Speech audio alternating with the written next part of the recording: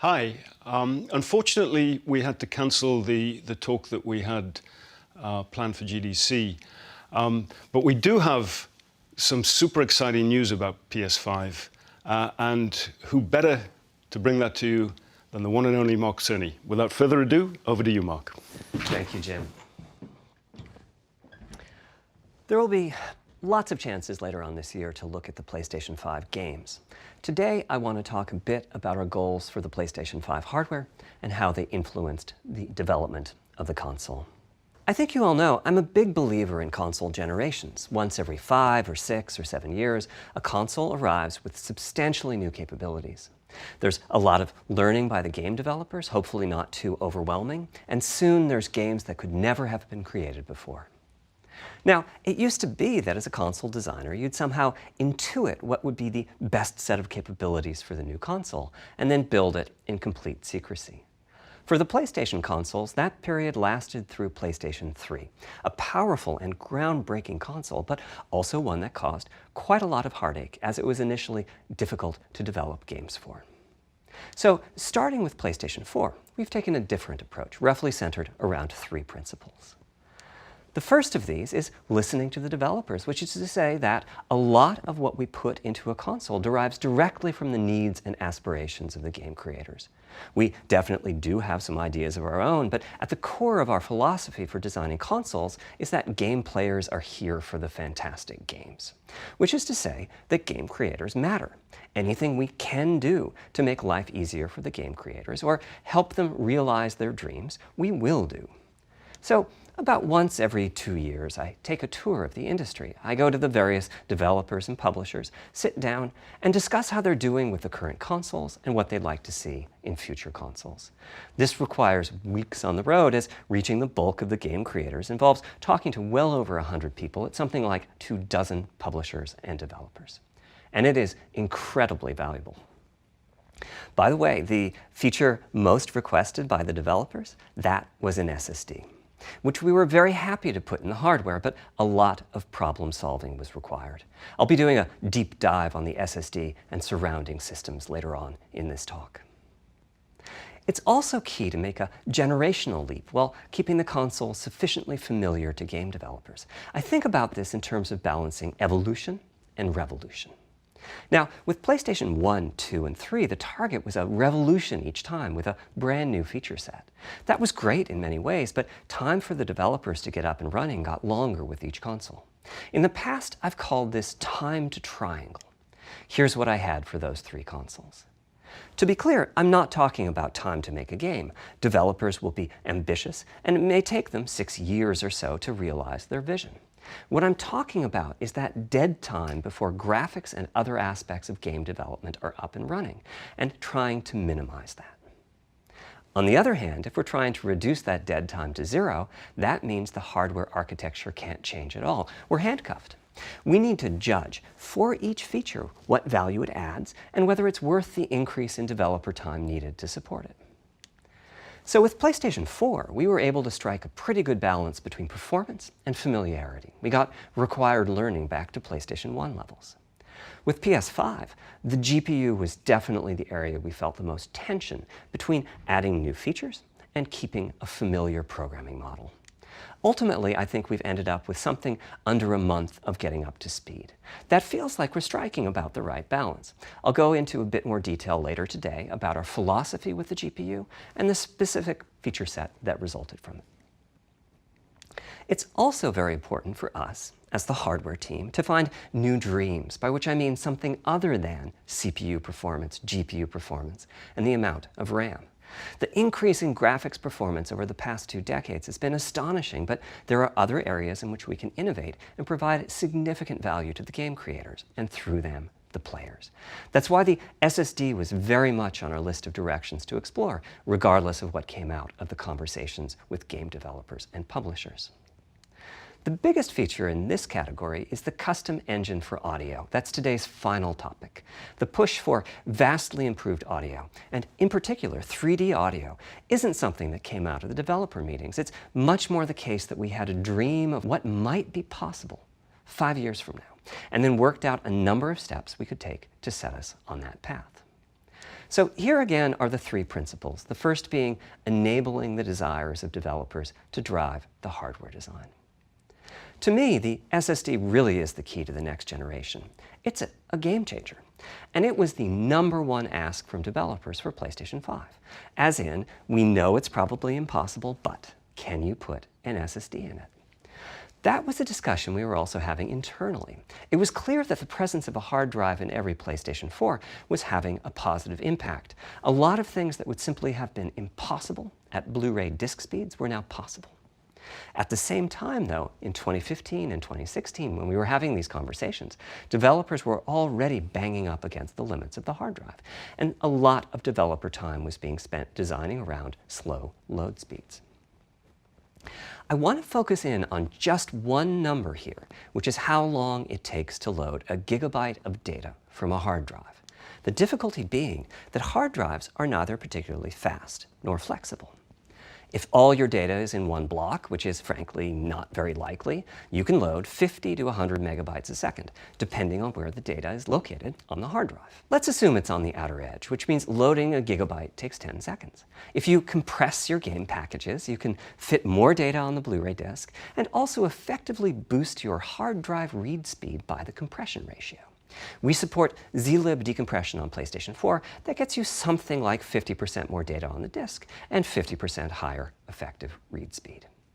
Unfortunately, though, it's highly likely that your data is scattered around in various files on the hard drive, as well as sourced from multiple locations within those files. So lots of seeks are needed at 2 to 50-ish milliseconds each. My rule of thumb is that the hard drive is spending 2/3 of its time seeking and only 1/3 of its time actually loading data.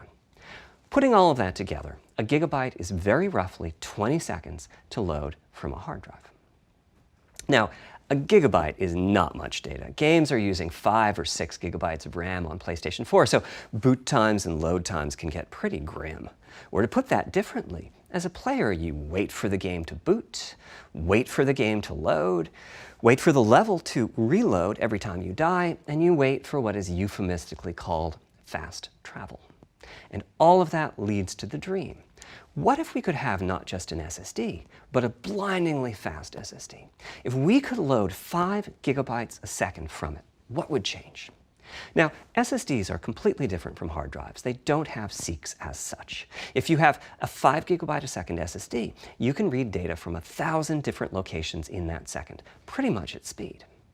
As for time to load a gigabyte, this is next gen we're talking about, so memory is bigger. Instead, we should be asking how long to load 2 gigabytes. And the answer is about 1/4 of a second. I mean, that's amazing. We're talking 2 orders of magnitude, meaning very roughly 100 times faster. Which means at 5 gigabytes a second for the SSD, the potential is that the game boots in a second. There are no load screens. The game just fades down while loading a half dozen gigabytes and fades back up again. Same for a reload. You're immediately back in the action after you die. And fast travel becomes so fast it's blink and you miss it.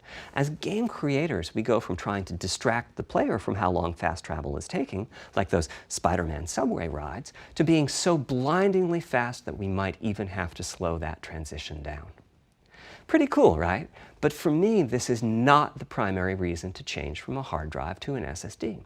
The primary reason for an ultra-fast SSD is that it gives the game designer freedom. Or to put that differently, with a hard drive, the 20 seconds that it takes to load a gigabyte can sabotage the game that the developer is trying to create. I think almost all of us in the room have experienced this, maybe in different ways. Say we're making an adventure game and we have 2 rich environments where we each want enough textures and models to fill memory, which you can do as long as you have a long staircase or elevator ride or a windy corridor where you can ditch the old assets and then take 30 seconds or so to load the new assets. Having a 30-second elevator ride is a little extreme. More realistically, we'd probably chop the world into a number of smaller pieces and then do some calculations with sight lines and run speeds like we did for Haven City when we were making Jak 2. The game is 20 years old, but not much has changed since then. All those twisty passages are there for a reason. There's a whole subset of level design dedicated to this sort of work, but still, it's a giant distraction for a team that just wants to make their game.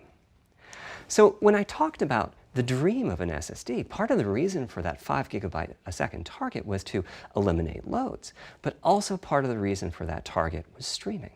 As in, what if the SSD is so fast that as the player is turning around, it's possible to load textures for everything behind the player in that split second? If you figure that it takes half a second to turn, that's 4 GB of compressed data you can load. That sounds about right for next gen. Anyway, back to the hard drive. Another strategy for increasing effective read speed is to make big sequential chunks of data. For example, we might group all the data together for each city block. That removes most of the seeks, and the streaming gets faster. But there's a downside too, which is that frequently used data is included in many chunks and therefore is on the hard drive many, many times. Marvel's Spider-Man uses this strategy, and though it works very well for increasing the streaming speed, there's a massive duplication as a result. Some of the objects like mailboxes or news racks are on the hard drive 400 times. What I'm describing here are things that cramp a creative director's style. Either level design gets a little bit boring in places, or the data is duplicated so many times that it no longer fits on the Blu-ray disc. And you end up with hard limits on the player's run speed or driving speed. The player can't go faster than the load speed from the hard drive.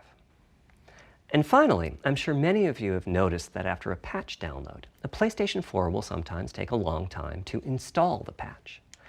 That's because when just part of a file has been changed, the new data can be downloaded pretty quickly. But before the game boots up, a brand new file has to be constructed that includes the changed portion. Otherwise, every change would add a seek or two. Even so, you can occasionally see this happening on game titles. They start to hitch once they get patched enough. With an SSD, though, no seeks, so no need to make brand new files with the changes incorporated into them, which means no installs as you know them today. There's yet one more benefit, which is that system memory can be used much more efficiently. On PlayStation 4, game data on the hard drive feels very distant and difficult to use. By the time you realize you need a piece of data, it's much too late to go out and load it. So system memory has to contain all of the data that could be used in the next 30 seconds or so of gameplay. That means a lot of the 8 GB of system memory is idle. It's just waiting there to be potentially used. On PlayStation 5, though, the SSD is very close to being like more RAM. Typically, it's fast enough that when you realize you need a piece of data, you can just load it from the SSD and use it. There's no need to have lots of data parked in system memory waiting to potentially be used. A different way of saying that is that most of RAM is working on the game's behalf. This is one of the reasons that 16 GB of GDDR6 feels right for PlayStation 5. The presence of the SSD reduces the need for a massive intergenerational increase in size. So back to the dream of the SSD. Here's the set of targets. Boot the game in a second. No load screens. Design freedom, meaning no twisty passages or long corridors. More game on the disk and more game on the SSD. And finally, those patch installs go away. The reality, though, is that the SSD is just one piece of the puzzle. There's a lot of places where bottlenecks can occur in between the SSD and the game code that uses the data.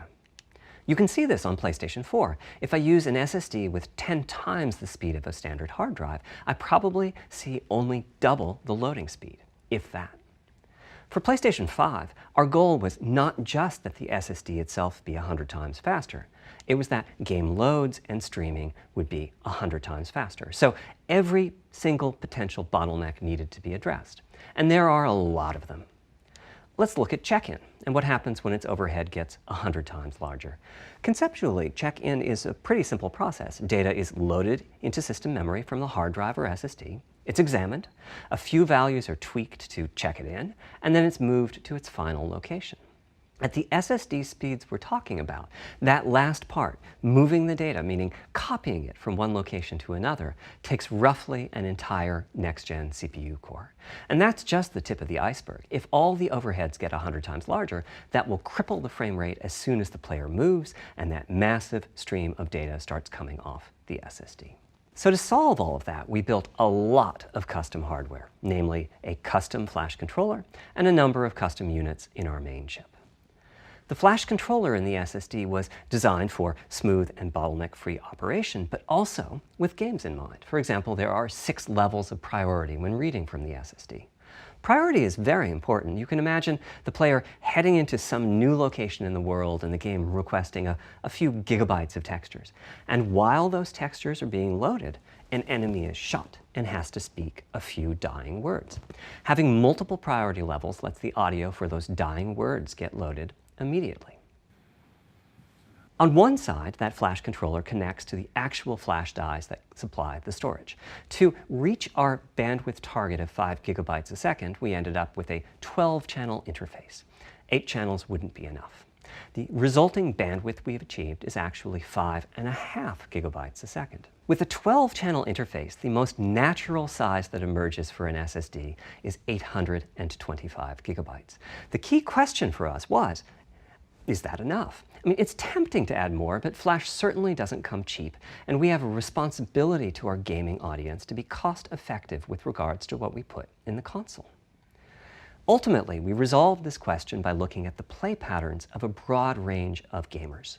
We examined the specific games that they were playing over the course of a weekend or a week or a month, and whether that set of games would fit properly on the SSD. We were able to establish that the friction caused by reinstalls or redownloads would be quite low, and so we locked in on that 825 gigabyte size, while also preparing multiple strategies so that those who want more storage can add it. I'll go through the details in a moment. Back to the flash controller. On the other side, it connects to our main custom chip via 4 lanes of Gen 4 PCIe. And inside the main custom chip is a pretty hefty unit dedicated to I/O. Before we talk about what that does, let's talk compression for a moment.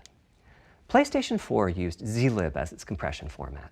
We decided to use it again on PlayStation 5, but on my 2017 tour of developers, I learned about a new format called Kraken from Rad Game Tools. It's like zlib's smarter cousin. Simple, similar types of algorithms, but about 10% better compression, which is pretty big. That means 10% more game on the UHD Blu-ray disc or on the SSD. Kraken had only been out for a year, but it was already becoming a de facto industry standard. Half of the teams I talked to were either using it or getting ready to evaluate it.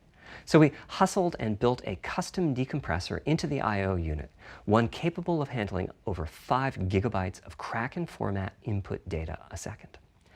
After decompression, that typically becomes 8 or 9 gigabytes, but the unit itself is capable of outputting as much as 22 gigabytes a second if the data happen to compress particularly well.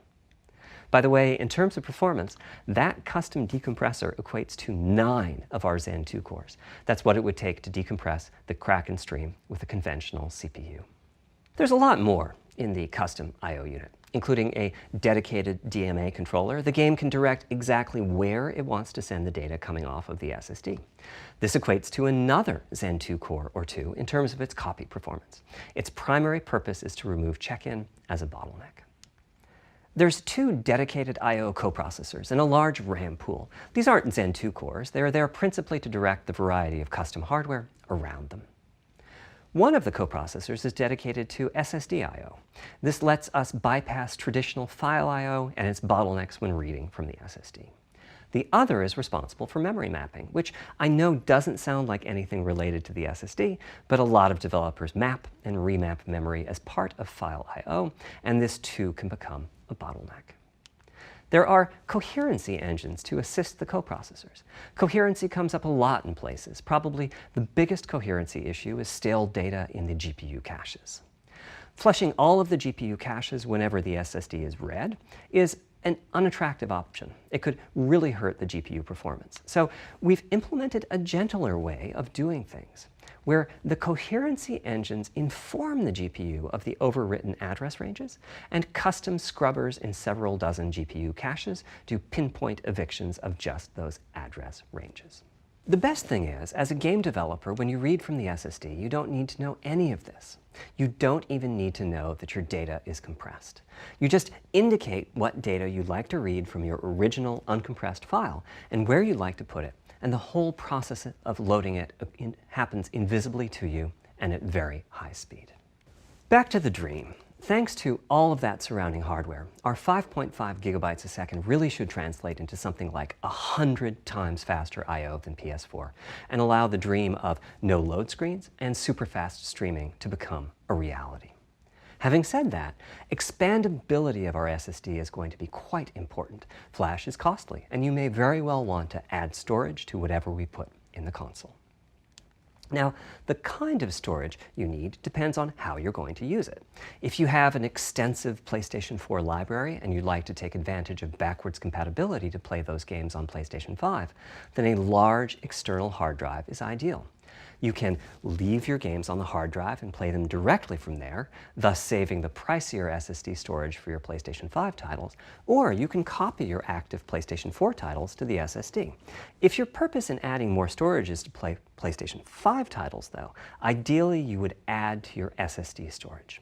We will be supporting certain M2 SSDs. These are internal drives that you can get on the open market and install in a bay in the PlayStation 5. As for which ones we support and when, I'll get to that in a moment. They connect through the custom I/O unit just like our SSD does, so they can take full advantage of the decompression, I/O coprocessors, and all the other features I was talking about. Here's the catch, though. That commercial drive has to be at least as fast as ours. Games that rely on the speed of our SSD need to work flawlessly with any M2 drive. When I gave the Wired interview last year, I said that the PlayStation 5 SSD was faster than anything available on PC.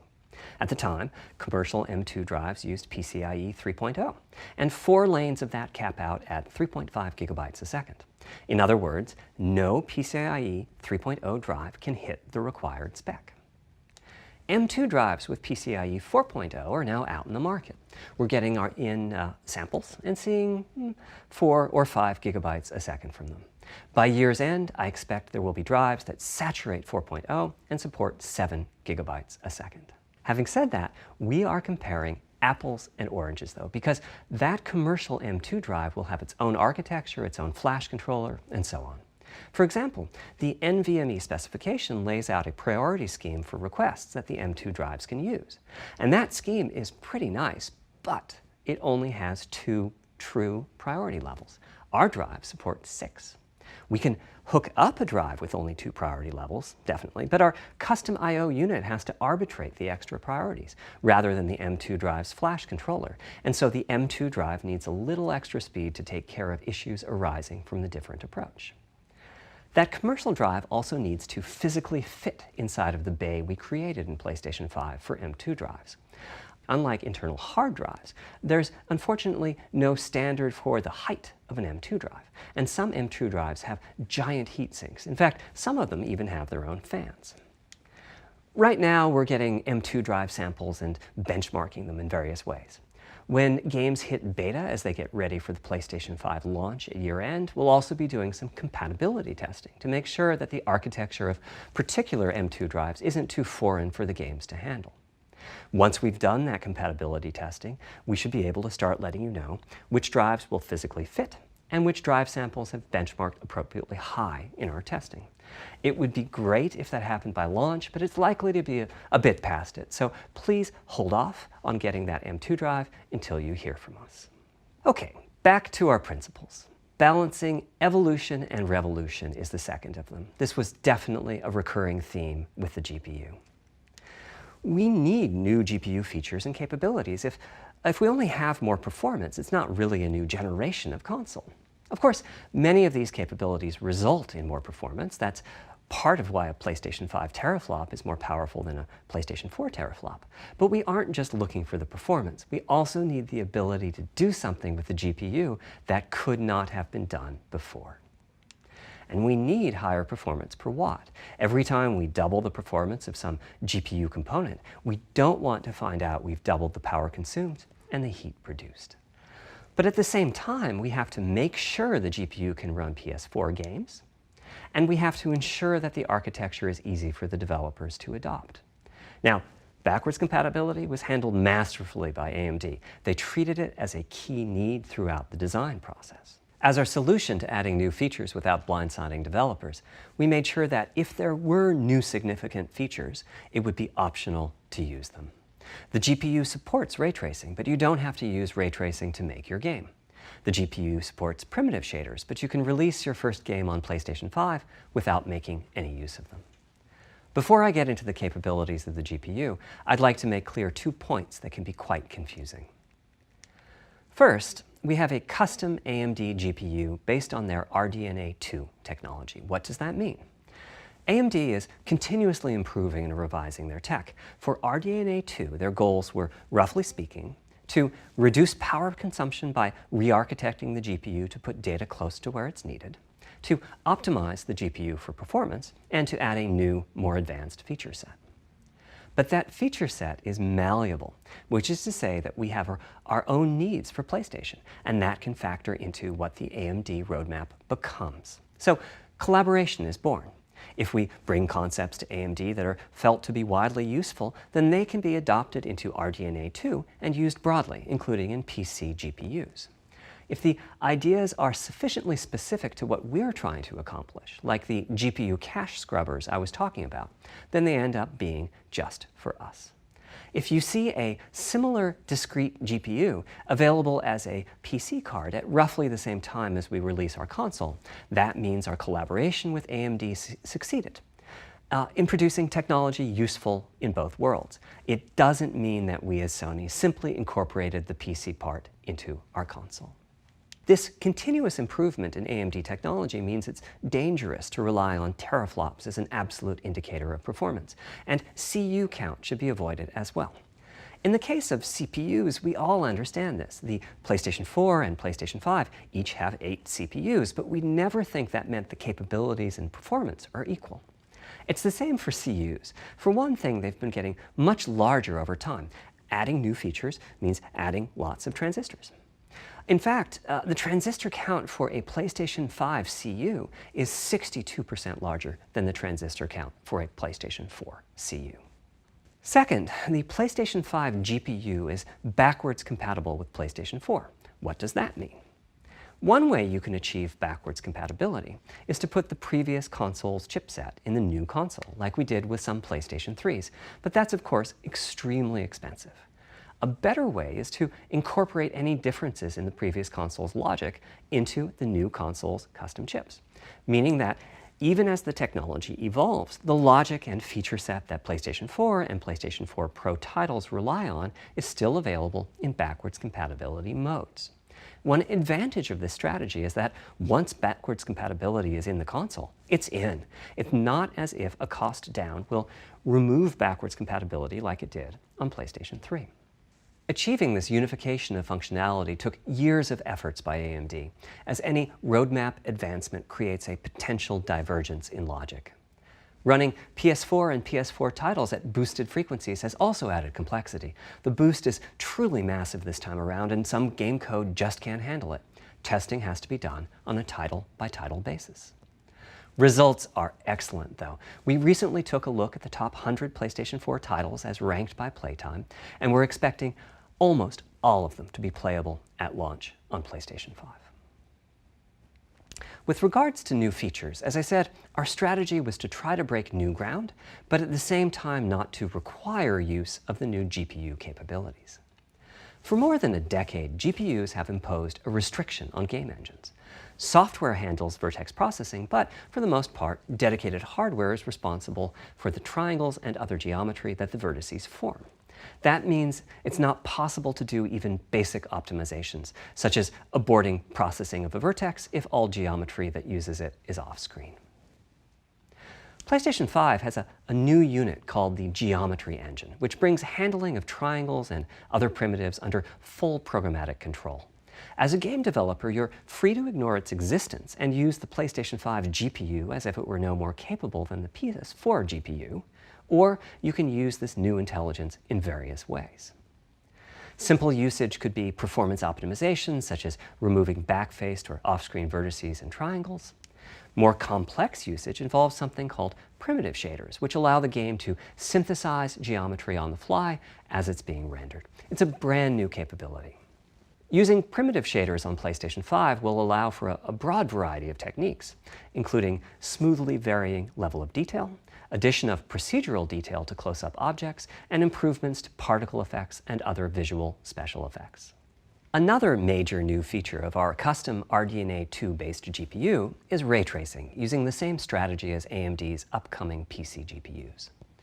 The CUs contain a new specialized unit called the intersection engine, which can calculate the intersection of rays with boxes and triangles. To use the intersection engine, first you build what is called an acceleration structure. It's data in RAM that contains all of your geometry. There's a specific set of formats you can use. They're variations on the same BVH concept. Then, in your shader program, you use a new instruction that asks the intersection engine to check a ray against the BVH. While the intersection engine is processing the requested ray triangle or ray box intersections, the shaders are free to do other work. Having said that, the ray tracing instruction is pretty memory intensive, so it's a good mix with logic-heavy code. There's of course no need to use ray tracing. PS4 graphics engines will run just fine on PlayStation 5. But it presents an opportunity for those interested. I'm thinking it'll take less than 1 million rays a second to have a big impact on audio. That should be enough for audio occlusion and some reverb calculations. With a bit more of the GPU invested in ray tracing, it should be possible to do some very nice global illumination. Having said that, adding ray-traced shadows and reflections to a traditional graphics engine could easily take hundreds of millions of rays a second, and full ray tracing could take billions. How far can we go? I'm starting to get quite bullish. I've already seen a PlayStation 5 title that's successfully using ray tracing-based reflections in complex animated scenes with only modest costs. Another set of issues for the GPU involved size and frequency. How big do we make the GPU, and what frequency do we run it at? This is a balancing act. The chip has a cost, and there's a cost for whatever we use to supply that chip with power and to cool it. In general, I like running the GPU at higher frequency. Let me show you why. Here's 2 possible configurations for a GPU roughly of the level of the PlayStation 4 Pro. This is a thought experiment. Don't take these configurations too seriously. If you just calculate teraflops, you get the same number. But actually, the performance is noticeably different because teraflops is defined as the computational capability of the vector ALU. That's just one part of the GPU. There are a lot of other units. And those other units all run faster when the GPU frequency is higher. At 33% higher frequency, rasterization goes 33% faster. Processing the command buffer goes that much faster. The L2 and other caches have that much higher bandwidth, and so on. About the only downside is that system memory is 33% further away in terms of cycles. But the large number of benefits more than counterbalance that. As a friend of mine says, a rising tide lifts all boats. Also, it's easier to fully use 36 CUs in parallel than it is to fully use 48 CUs. When triangles are small, it's much harder to fill all those CUs with useful work. So there's a lot to be said for faster, assuming you can handle the resulting power and heat issues, which frankly, we haven't always done the best job at. Part of the reason for that is, historically, our process for setting CPU and GPU frequencies has relied on some heavy-duty guesswork with regards to how much electrical power games will consume and how much heat will be produced as a result inside of the console. Power consumption varies a lot from game to game. When I play God of War on my PS4 Pro, I know the power consumption is high just by the fan noise. But power isn't simply about engine quality. It's about the minutiae of what's being displayed and how. It's counterintuitive, but processing dense geometry typically consumes less power than processing simple geometry, which is I suspect why Horizon's map screen, with its low triangle count, makes my PS4 Pro heat up so much. Our process on previous consoles has been to try to guess what the maximum power consumption during the entire console lifetime might be, which is to say, the worst case scene in the worst case game, and prepare a cooling solution that we think will be quiet at that power level. If we get it right, fan noise is minimal. If we get it wrong, the console will be quite loud for the higher power games, and there's even a chance that it might overheat and shut down if we misestimate power too badly. PlayStation 5 is especially challenging because the CPU supports 256-bit native instructions that consume a lot of power. These are great here and there, but presumably only minimally used. Or are they? If we plan for major 256-bit instruction usage, we need to set the CPU clock substantially lower or noticeably increase the size of the power supply and fan. So, after much discussion, we decided to go with a very different direction on PlayStation 5. We built a GPU with 36 CUs. Mind you, RDNA 2 CUs are large. Each has 62% more transistors than the CUs we were using on PlayStation 4. So if we compare transistor counts, 36 RDNA 2 CUs equates to roughly 58 PlayStation 4 CUs. It is a fairly sizable GPU. Then we went with a variable frequency strategy for PlayStation 5, which is to say we continuously run the GPU and CPU in boost mode. We supply a generous amount of electrical power and then increase the frequency of GPU and CPU until they reach the capabilities of the system's cooling solution. It's a completely different paradigm. Rather than running at constant frequency and letting power vary based on the workload, we run at essentially constant power and let the frequency vary based on the workload. We then tackled the engineering challenge of a cost-effective and high-performance cooling solution designed for that specific power level. In some ways, it becomes a simpler problem because there are no more unknowns. There's no need to guess what power consumption the worst-case game might have. As for the details of the cooling solution, we're saving them for our teardown. I think you'll be quite happy with what the engineering team came up with. So, how fast can we run the GPU and CPU with this strategy? The simplest approach would be to look at the actual temperature of the silicon die and throttle the frequency on that basis. But that won't work. It fails to create a consistent PlayStation 5 experience. It wouldn't do to run a console slower simply because it was in a hot room. So rather than look at the actual temperature of the silicon die, we look at the activities that the GPU and CPU are performing and set the frequencies on that basis, which makes everything deterministic and repeatable. While we're at it, we also use AMD's Smart Shift technology and send any unused power from the CPU to the GPU so it can squeeze out a few more pixels. The benefits of this strategy are quite large. Running a GPU at 2 GHz was looking like an unreachable target with the old fixed frequency strategy. With this new paradigm, we're able to run way over that. In fact, we have to cap the GPU frequency at 2.23 GHz so that we can guarantee that the on-chip logic operates properly. 36 CUs at 2.23 GHz is 10.3 teraflops, and we expect the GPU to spend most of its time at or close to that frequency and performance. Similarly, running the CPU at 3 GHz was causing headaches with the old strategy. But now we can run it as high as 3.5 GHz. In fact, it spends most of its time at that frequency. That doesn't mean all games will be running at 2.23 GHz and 3.5 GHz. When that worst-case game arrives, it will run at a lower clock speed, but not too much lower. To reduce power by 10%, it only takes a couple of percent reduction in frequency, so I'd expect any downclocking to be pretty minor.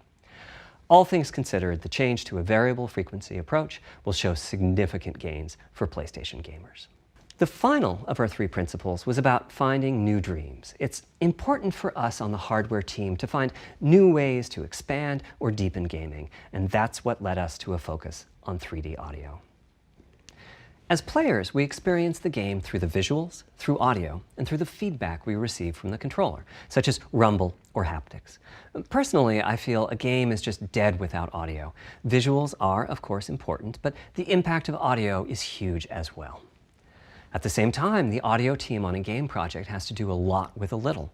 For example, on PlayStation 4, there's fierce competition for the Jaguar CPU cores. Audio typically ends up getting just a fraction of a core. That's not much of a computational resource, particularly when you consider that the visuals run at 30 or 60 frames a second, but audio processing needs to happen at almost 200 times a second. So it's been tough going making forward progress on audio with PlayStation 4, particularly when PlayStation 3 was such a beast when it came to audio. The SPUs in Cell were almost a perfect device for audio rendering. Simple pipelined algorithms could really take advantage of asynchronous DMA and frequently reached 100% utilization of the floating point unit. There's unfortunately nothing comparable on PlayStation 4. Probably the most dramatic progress in the PlayStation 4 generation has been with virtual reality. The PSVR hardware has its own audio unit. It supports about 50 pretty decent 3D sound sources. And this provided a hint as to where we could go with audio, as well as some valuable experience. Not to oversimplify, but here were our goals for audio on PlayStation 5. The first goal was great audio for everyone, not just VR users or soundbar owners or headphone users. That meant audio had to be part of the console. It couldn't be a peripheral. The second goal was to support hundreds of sound sources. We didn't want developers to have to pick and choose what sounds would get 3D effects and which wouldn't. We wanted every sound in the game to have dimensionality. And finally, we wanted to really take on the challenges of presence and locality. Now, when we say presence, we mean the feeling that you're actually there. You've entered the matrix. It's not, of course, something we thought we could perfectly achieve, but the idea was that if we stopped using just a rain sound and instead used lots of 3D audio sources for raindrops hitting the ground at all sorts of locations around you, then at some point your brain would take a leap and you'd begin to have this feeling of real presence inside the virtual world of the game. This has the capacity to affect your appreciation of the game, just like music in a game does. The concept of locality is simpler. It's just your sense of where the audio is coming from, to the right of you, behind you, above you. This can immerse you further in the game, and it can also directly enhance the gameplay.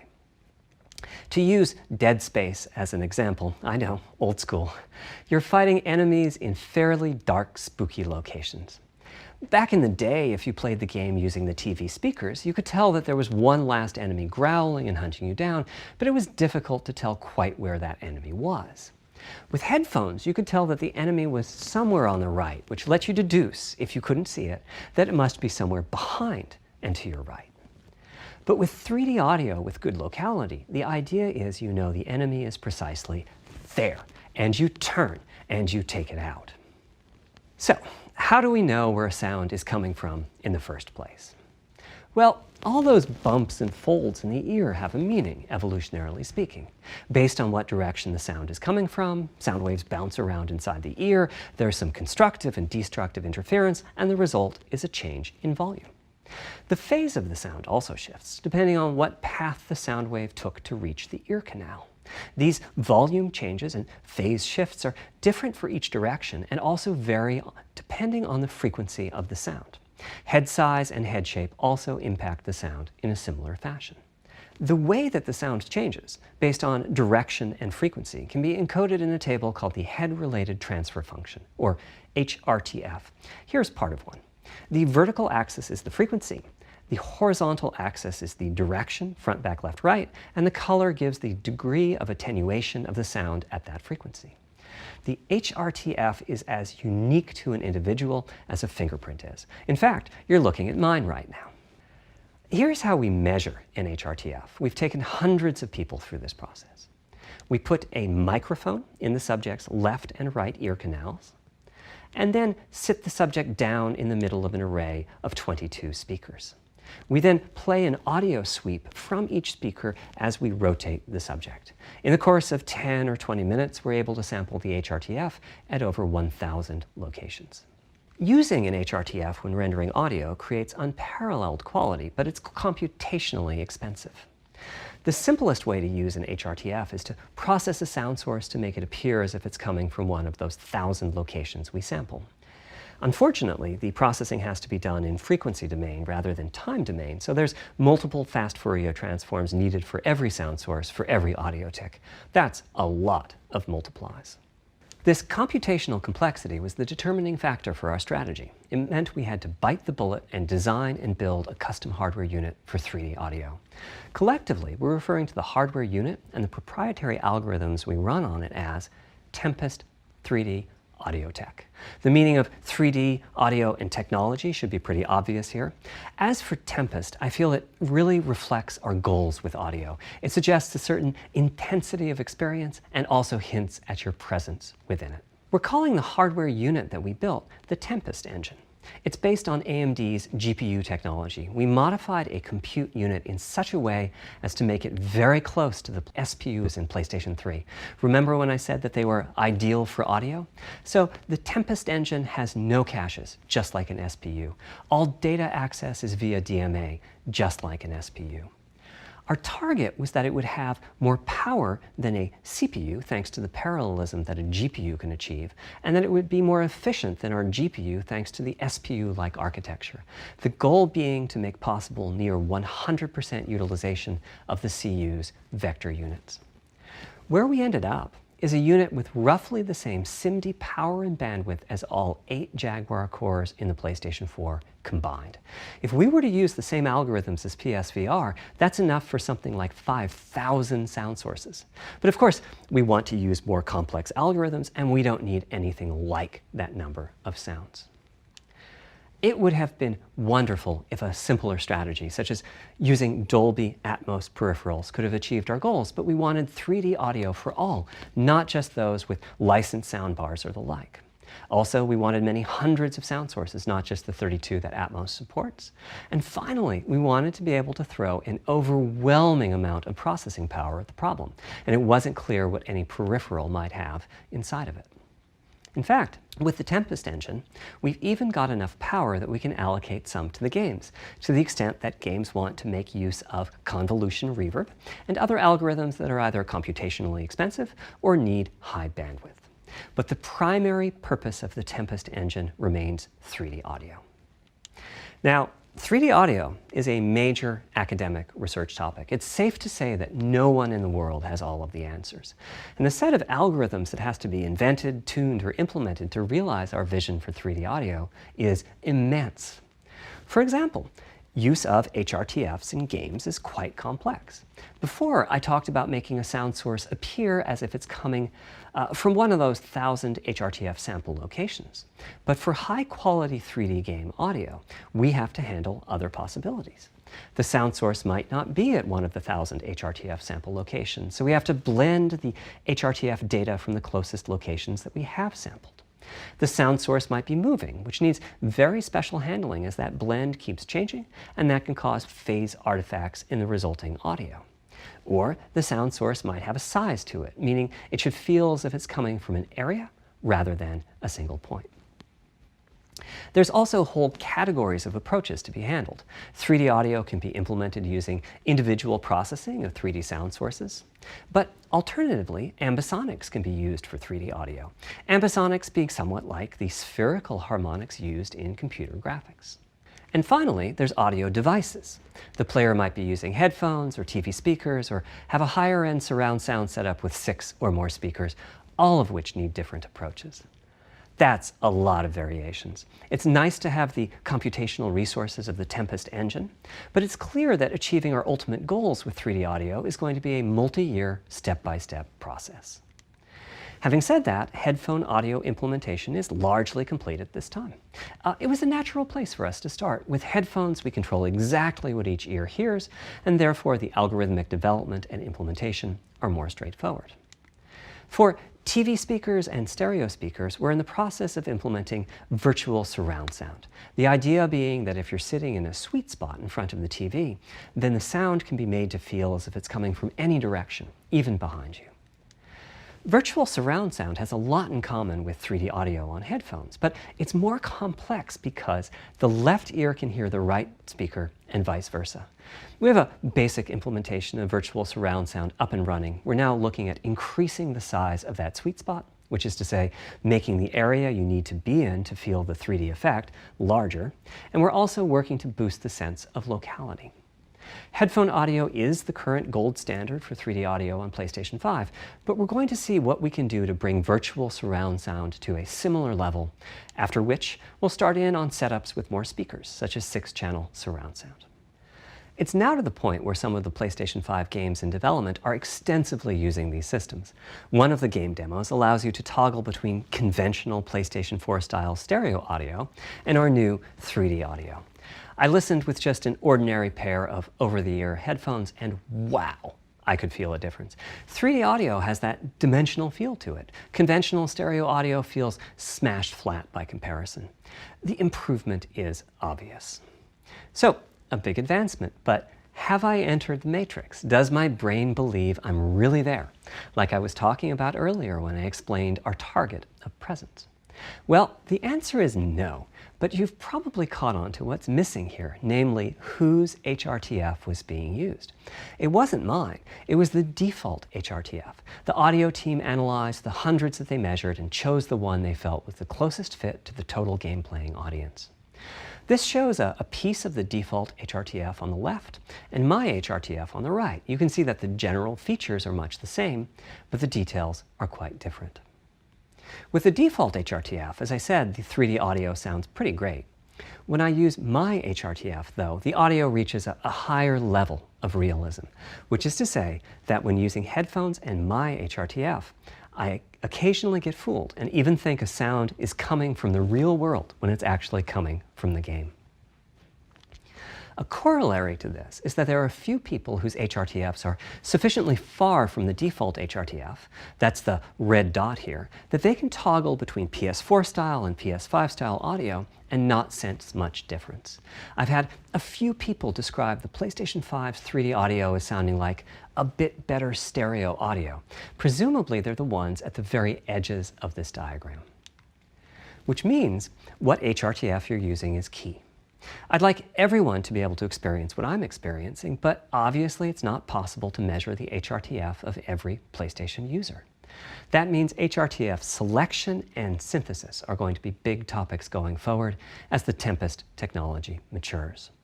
At PlayStation 5 launch, we'll be offering a choice of 5 HRTFs. There's a simple test where you pick the one that gives you the best locality. That's just the first step, though. This is an open-ended research topic. Maybe you'll be sending us a photo of your ear, and we'll choose a neural network to pick the closest HRTF in our library.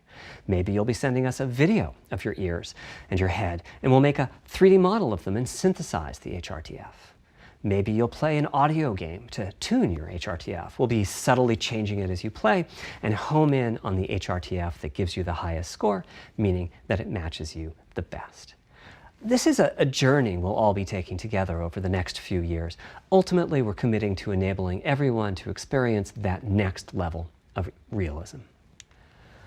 Hopefully, I've been able to illustrate a bit about our design and decision-making process today and why PlayStation 5 has the feature set that it does. Now comes the fun part. We get to see how the development community takes advantage of that feature set. I'm hoping for the completely unexpected. Will it come from audio, ray tracing, the capabilities of the SSD, or something else? I guess we'll find out soon enough. Thank you for your time today.